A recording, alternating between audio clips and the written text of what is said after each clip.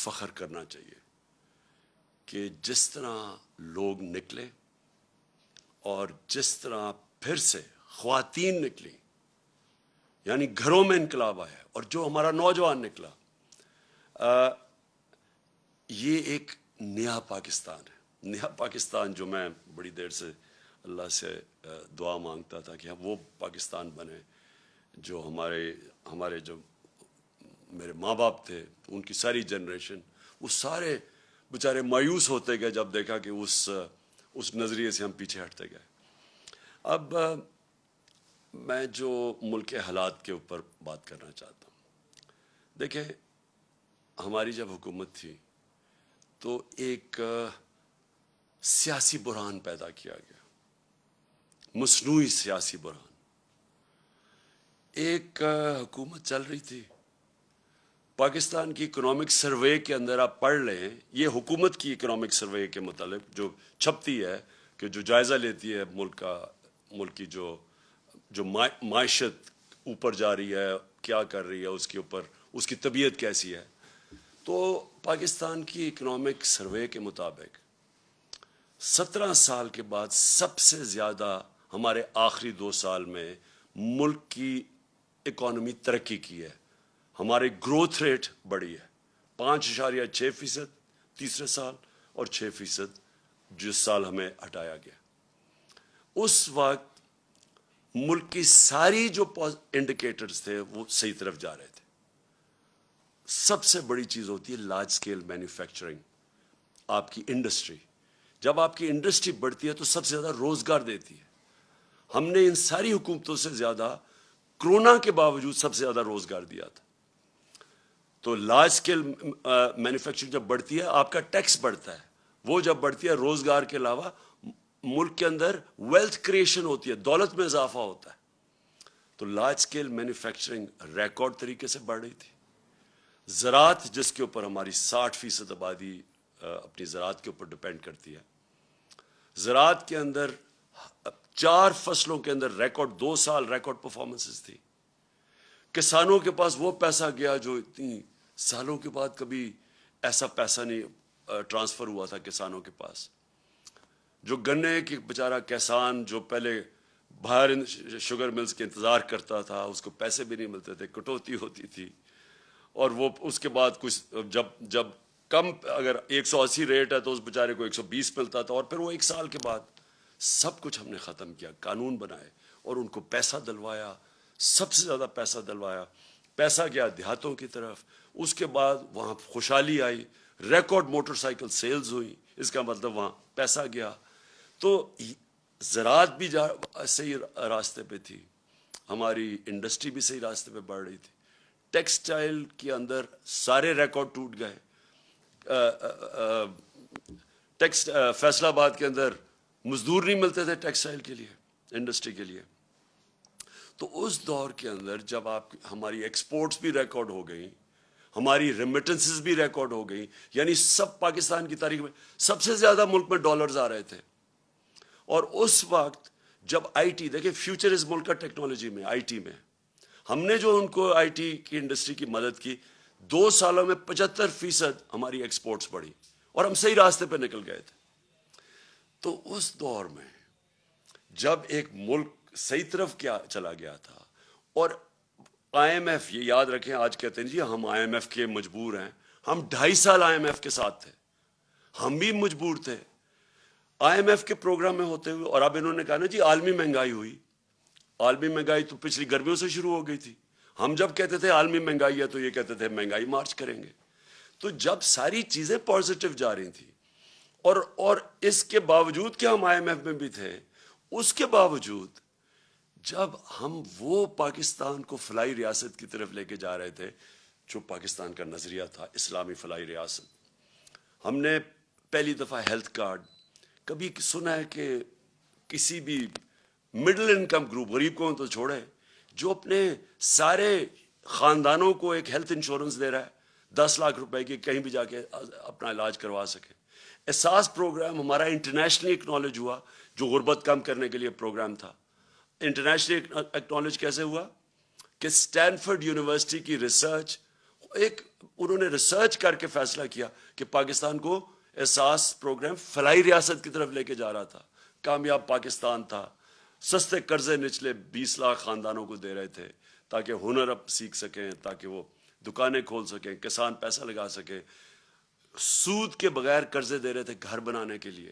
پھر پوری ایک ہاؤسنگ کا ہمارا پورا انسینٹیوائز کر رہے تھے, بینک پیسے دیں, کم سود کے اوپر لوگ گھر بنائیں, جتنا کرائے دیتے تھے اسی کرائے کے اوپر قسطیں پے کر کے اپنا گھر بنا لیں. یہ ساری چیزیں چل رہی تھیں. اس وقت سازش کر کے ہماری حکومت گرائی گئی. اور جب ہماری حکومت جب گرانے جا رہے تھے تو میں نے اور شوکت ترین نے پوری کوشش کی آگاہ کرنے کے لیے کہ یہ جو آج حالات ہیں انٹرنیشنل, جدھر ایک عالمی مہنگائی آئی ہوئی ہے جس کو کہتے ہیں کموڈٹی سپر سائیکل, اور اس کے علاوہ جو اس ملک کے اندر, جو ہمارے ملک کے اندر جو حالات ہیں اس وقت, اگر یہ گورنمنٹ گرائی گئی تو جب سیاسی اگر بحران آیا تو معیشت نہیں سنبھالی جائے گی. ہم نے یہ آگاہ کیا, وہ لوگ جو روک سکتے تھے اس کو, کہ معیشت نہیں سنبھالی جائے گی. اور خاص طور پہ ان لوگوں سے آپ ذرا ان کا ٹریک ریکارڈ دیکھیں, یہ کب انہوں نے ہماری ملک کی معیشت ٹھیک کی ہے.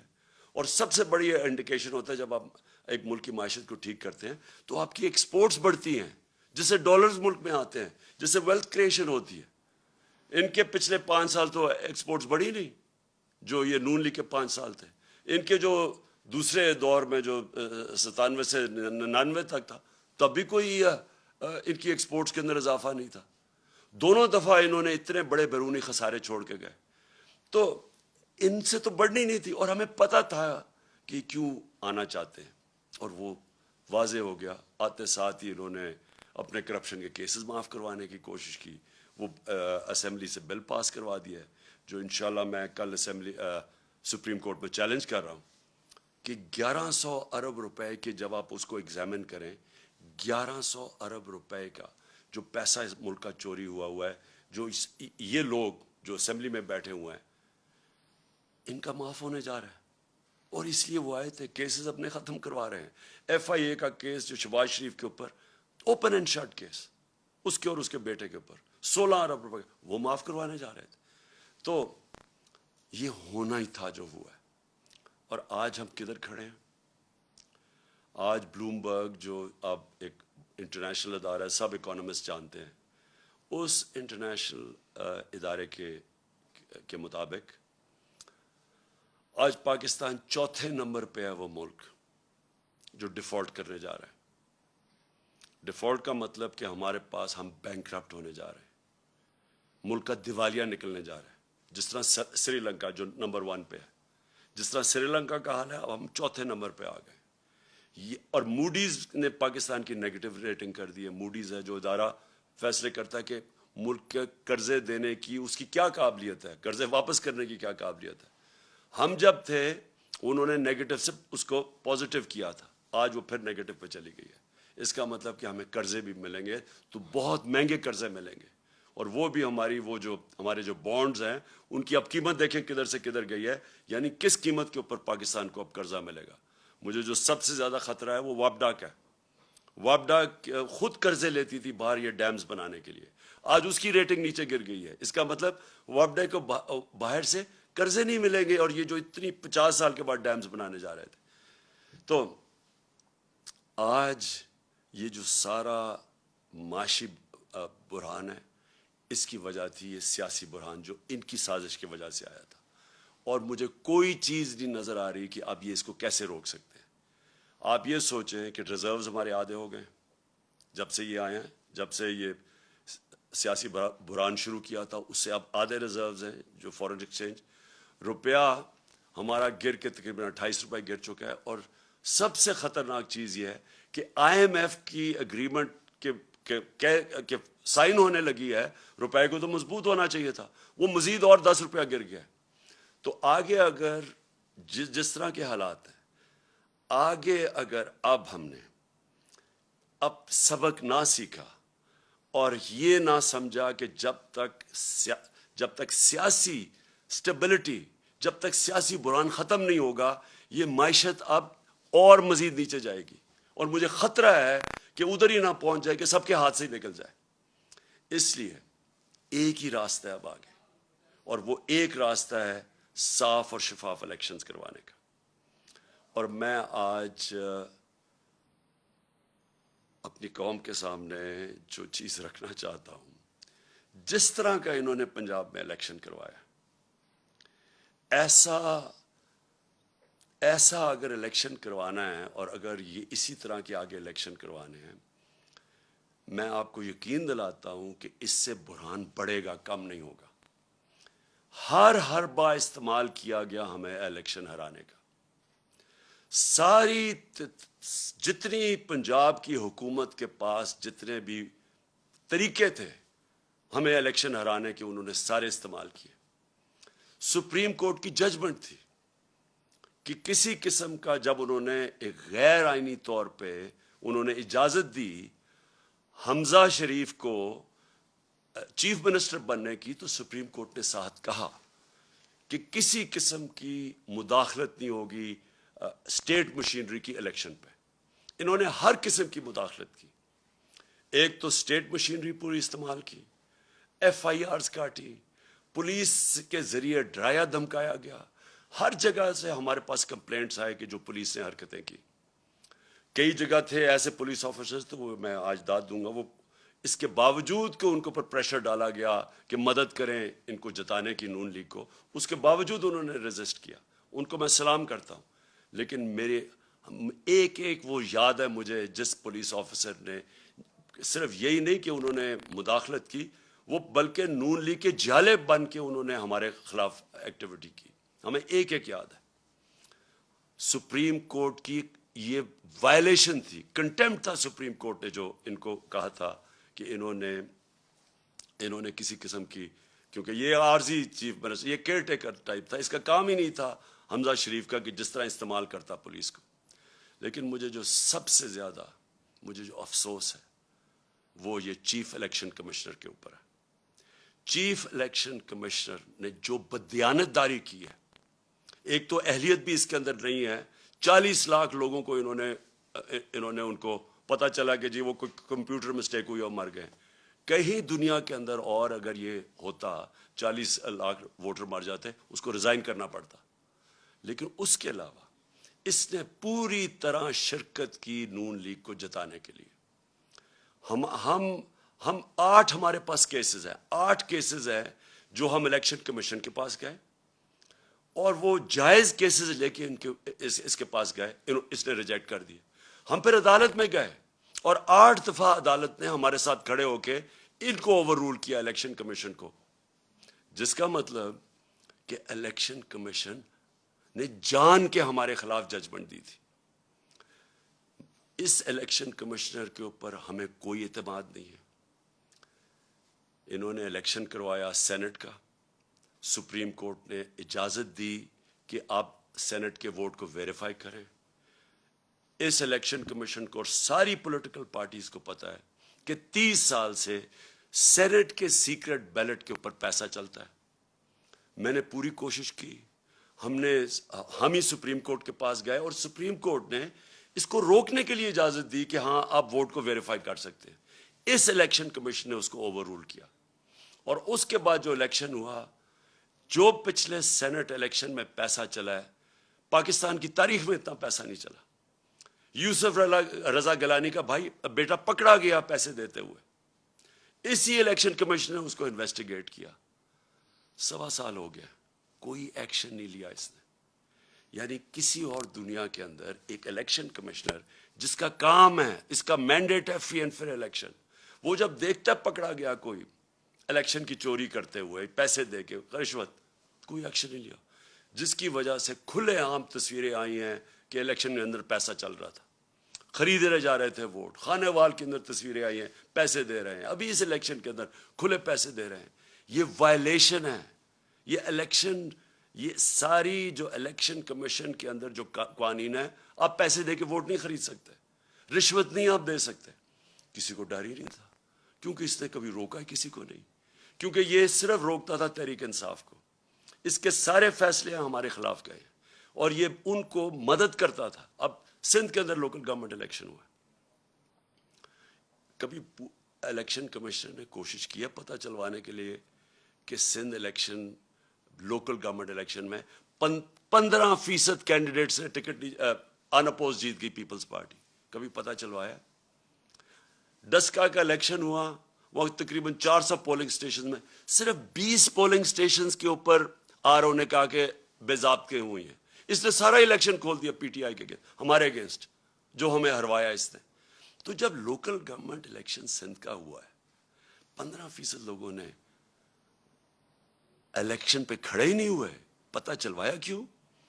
اور جب پتہ چلوائیں گے پیپلز پارٹی حکومت نے پوری پولیس کا استعمال کیا. پتہ چلوائیں کتنوں کے اوپر ایف آئی آرز کاٹی انہوں نے.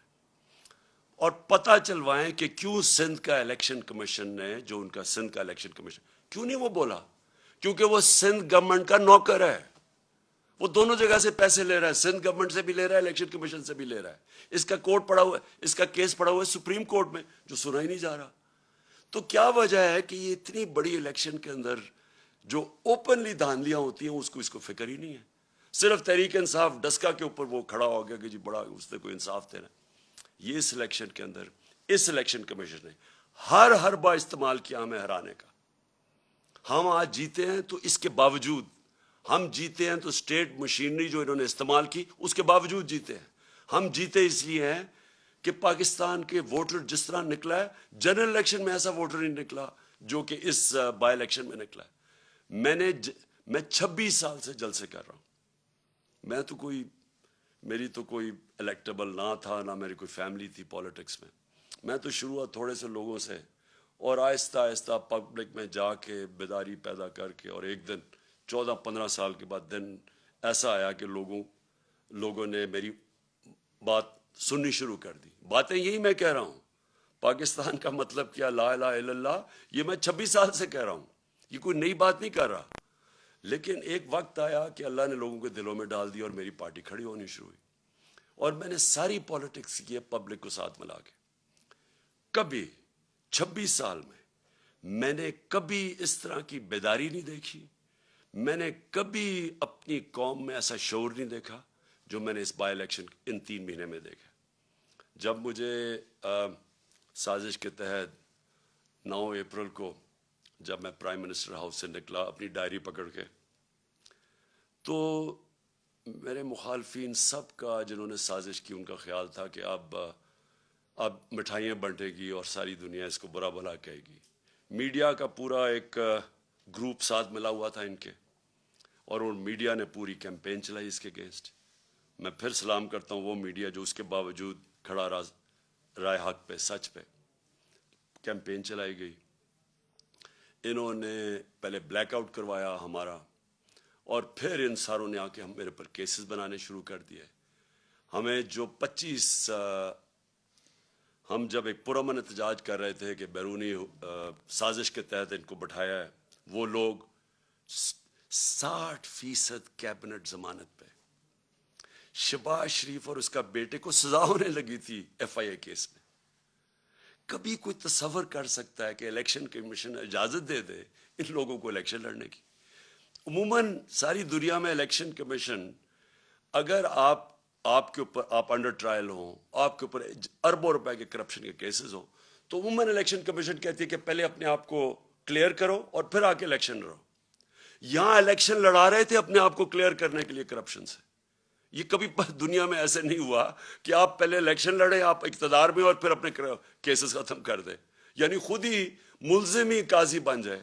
یہ الیکشن کمیشن نے اجازت دی تھی ان کو. یہ لوگ آ کے اوپر بیٹھے. 25 مئی کو میں کبھی نہیں بھولوں گا. قوم نکلی، ساری قوم نکلی ان کے خلاف، جو انہوں نے یہ ہمارے ملک سے ظلم کیا. اور انہوں نے ان لوگوں کے اوپر جس طرح کا تشدد کیا، وہ پولیس والوں نے جو کیا پنجاب کے اندر، اور ایک پولیس والا مجھے یاد ہے، انہوں نے جو کیا پنجاب میں، یہ جو رانا ثناء اللہ اور شہباز شریف نے یہ جو جہاں ظلم کیا اسلام آباد میں، اور ان کو شرم نہیں آئی کہ وہاں فیملیز نظر آ رہی ہیں اور ان کے اوپر یہ ٹیئر گیسنگ کر رہے ہیں، اور صرف اس لیے ڈر لگے، خوف پھیلانے کے لیے کہ ہم ان کو اتنا خوف پھیلائیں گے کہ یہ چپ کر کے بیٹھ جائیں گے، کیونکہ یہ بھیڑ بکری ہیں. یہ آپ کو انسان نہیں سمجھتے، یہ قوم کو بھیڑ بکریاں سمجھتی ہیں کہ جو مرضی آ کے فیتے کاٹ لو اور شباز شریف ادھر ادھر بھاگ جائے تو سمجھے کہ جی لوگ بیوقوف ہیں، مان جائیں گے. تھوڑی دیر کے لیے سب کو آپ پاگل بنا سکتے ہیں. سارا وقت کوئی بھی انسان نہیں آیا جو کہ سب لوگوں کو پاگل بنا سکے، اور یہ واضح ہو گیا جس طرح پبلک نکلی ہے. انہوں نے ڈرانے کی کوشش کی، لوگوں نے اپنی جو خوف کا جو بت ہے اس کو توڑ دیا. پبلک نکلا ہی باہر، اور پبلک نے ہر چیز، انہوں نے ووٹس پھینکی ہوئی تھی لوگوں کو. فیملی تو ایک فیملی کا ادھر ووٹ ہے، دوسرا کا وہاں باہر. یعنی جو انہوں نے یہ الیکشن کمیشن نے حرکت کرنی تھی سب کر دی. اس کے باوجود عوام نے ان کو شکست دی. اور میں وہ جو 25 مئی کو جو قوم کھڑی ہوئی ہے اس دن، اور جو انہوں نے برداشت کیا اور اس کے بعد بار بار نکلتی رہی ہے، کبھی اتنے بڑے جلسے نہیں ہوئے. اس سے یہ ثابت ہو گیا جو میں آج شروع کی تھی اپنی تقریر کہ میں اس لیے آج بڑا خوش ہوں کہ میری قوم آج قوم بننے جا رہی ہے. لوگ جاگ چکے ہیں، شعور آ گیا، بیداری ہے لوگوں کے اندر. اب آپ جو مرضی کر لیں، یہ جو بوتل سے جن نکلا ہے نا شعور کا، اس کو واپس نہیں اب ڈال سکتے. جو بھی کوشش کرے گا اب کہ پبلک کے مینڈیٹ کو چوری کرے، کوئی بھی سمجھتا ہے کہ بند کمرے میں فیصلہ کر لیں گے ملک کے مستقبل کا، اب یہ کسی غلط فہمی میں نہ رہے. یہ ملک اب، یہ قوم حقیقی آزادی کی طرف چلی گئی ہے. یہ جو ساری کیمپین تھی یہ لوگوں نے اس لیے نہیں کی کہ یہ کوئی بائی الیکشن ہو رہا ہے. لوگ اپنی حقیقی آزادی کے لیے نکلے ہوئے تھے. جو میں نے آج جب جذبہ دیکھا ہے 26 سال کی پالیٹکس میں، میں نے کبھی اس قوم میں وہ جذبہ نہیں دیکھا. میں نے ایسے نہیں لوگوں کو نکلتے دیکھا. اور میں اس لیے کہہ رہا ہوں کہ اب 2 ہی راستے رہ گئے. جو بھی اب کوشش کرے گا نا کہ ان کا مینڈیٹ چوری کرنے کے لیے، وہ خود جس طرح یہ انہوں نے شکست ہوئی ہے نون لیگ کو، ان کو شکست ہو جائے گی. ایک راستہ ہے اب قوم کا، اور وہ راستہ ہے صاف اور شفاف الیکشن. جو اس کے علاوہ میں بار بار کہہ رہا ہوں، اور میں جب مجھے انہوں نے ہٹایا وہاں سے، جب ہٹانے کی کوشش کر رہے تھے، تو میں نے آپ کو پتا کہ میں نے الیکشنز اناؤنس کر دیے تھے، لیکن پھر وہ ہماری عدالتوں نے اس کو اوور ٹرن کر دیا. میں ابھی بھی سمجھتا ہوں کہ ملک کے لیے وہ بہترین فیصلہ تھا. اگر سیاسی انتشار پیدا ہی کر دیا تو بیسٹ طریقہ عوام کو فیصلہ کرنے دیں کون کس کو وہ چاہتے ہیں کہ اس ملک کی قیادت کرے. میں ابھی بھی یہ کہہ رہا ہوں، ایک راستہ ہے اس قوم کا، صاف اور شفاف الیکشن. اور صاف اور شفاف الیکشن اس الیکشن کمیشن کے اندر نیچے کبھی بھی نہیں ہو سکتا. یہ ایک ملک کی جو سب سے بڑی سیاسی جماعت ہے، اس کو کوئی اعتماد ہی اس الیکشن کمیشنر پہ نہیں ہے. بار بار یہ ہمیں ڈسا ہے، بار بار یہ ہمارے خلاف کیا ہے، اور اس نے کھل کے ہمارے اسٹیٹمنٹس دیے ہیں، اور ہمیں پتہ ہے یہ لاہور میں جا کے کن کے قدموں میں بیٹھتا رہتا. میں یہ اس الیکشن کمیشنر کو آج کہوں گا کہ آپ کے پاس راستہ ہے، آپ ریزائن کریں. ایک ہی آپ کے لیے طریقہ ہے. آپ ہو ہی نہیں سکتا کہ جب میچ کھیلنے جا رہے ہیں، 2 ٹیمیں ہیں، ایک ٹیم کہتی ہے مجھے امپائر پہ اعتماد ہی نہیں ہے. کرکٹ میں بھی جب ہم میچ کھیلنے جاتے تھے ہم کہتے تھے ایک امپائر پہ اعتماد نہیں، اس امپائر کو ہٹایا جاتا تھا. ہمیں اعتماد ہی نہیں ہے اس کے اوپر، اور یہ ہمارے اوپر مسلط ہوا ہے. اور دوسری چیز، جج ہے، یہ امپائر الیکشن جج بھی ہے. جج کا کام کر رہے ہیں نا، 2 جو کمپیٹ کر رہے ہیں، جج نے فیصلہ کرنا ہے. ہر عدالت کے اندر اگر آپ ایک جج کو سمجھتے ہیں متنازع ہے، وہ ریکیوز کرتا ہے اپنے آپ کو. تو مہربانی کر کے آپ کو ریزائن کرنا چاہیے. ہمیں کوئی آپ کے اوپر کانفیڈنس نہیں ہے، قوم کو آپ کے اوپر کوئی کانفیڈنس نہیں ہے. آپ ایک بائسڈ آدمی ہیں، اور آپ ایک پارٹی کے ساتھ بالکل جڑے ہوئے ہیں. اور آپ نے جو سندھ کا بھی الیکشن کروایا، اس کا آپ ذرا سندھ کے لوگوں سے پوچھیں، ذرا سروے کروائیں سندھ میں کہ جو لوکل گورنمنٹ کا الیکشن ہوا ہے کیا عوام اس کو تسلیم کرتی ہے. اس لیے میں آخر میں اللہ کا شکر پھر سے کرتا ہوں. اپنے نبی صلی اللہ علیہ وسلم کا ہمارے اوپر نظر ہے، ہم ان کی امت ہیں. میں اپنی عوام کا، خاص طور پہ پھر سے اپنے نوجوانوں کا، اپنی خواتین کا، ان کا سب میں شکر ادا کرتا ہوں، شکریہ ادا کرتا ہوں جس طرح وہ جس تعداد میں نکلے. اور میں اس میڈیا کا بھی شکر ادا کرتا ہوں، شکریہ ادا کرتا ہوں، جنہوں نے ہر پریشر کے باوجود انہوں نے ہماری سپورٹ کی. انہوں نے ہماری سپورٹ کیا کی، انہوں نے ہمیں بلیک آؤٹ نہیں کیا, ہمیں موقع دیا اپنا موقف رکھنے کا, اور مجھے پتہ ہے کہ کس طرح کے پریشرز تھے. اب پاکستان کو آگے بڑھنا چاہیے. ہمارے سامنے بڑے چیلنجز ہیں جو سازش کے تحت ملک کو ڈی سٹیبلائز کر دیا اور معیشت جو نیچے جا رہی ہے, عوام مہنگائی میں پس گئی ہے. آج حالات دیکھیں کہ آج جو پٹرول اور ڈیزل ہے اس کی قیمت دیکھیں کہ انہوں نے 18 روپے پیٹرول کم کیا ہے اور 35 روپے ڈیزل کم کیا, اور پہلے ڈیزل کو 130 روپے بڑھا دیا اور پٹرول کو 100 روپیہ بڑھا دیا. انٹرنیشنل مارکیٹ کے اندر آج جب ہم گئے تھے تو تیل بک رہا تھا 103 روپے, 103 ڈالر پہ بک رہا تھا تیل, آج وہ 95 پہ پہنچ گیا. تو ان کو نیچے کرنا چاہیے, اس وقت بھی لوگوں کے اوپر کم بوجھ ڈالنا چاہیے. لیکن معیشت تب ٹھیک ہوگی جب یہاں سیاسی سٹیبلٹی آئے گی, استحکام ہوگا. اور اس لیے میں آج ساری اپنی قوم کو اپیل کرتا ہوں کہ ہم سب کو اب ایک ہی طرف دیکھنا چاہیے کہ کیسے ہم اس ملک میں صاف اور شفاف الیکشن کروا کے اس ملک کو اب اٹھا سکتے ہیں, ڈیولپمنٹ کی طرف لے سکتے ہیں.